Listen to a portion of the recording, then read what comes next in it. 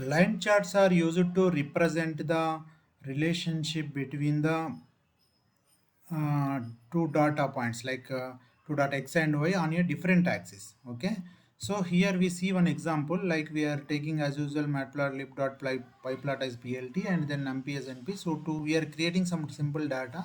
So with this data we are x equal to np data array and 1 2 3 4 some values we are taking, and then the y is just multiplying into 2, like into 2 times of that one. So when x is 1 2 3 4 1 2 3 4 and becomes 1 4 6 8, okay, that way. So it is a just we are multiplying that.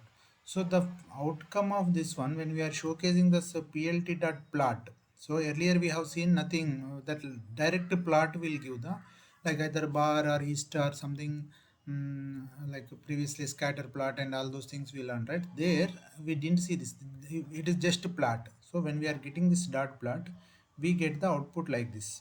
Okay, so output is like we are taking the x as 1 2 3 4 1 2 3 4.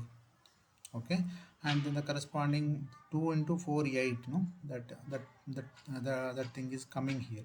So this way it will try to connect the all the values or whatever the output of the y value based on the x input, right?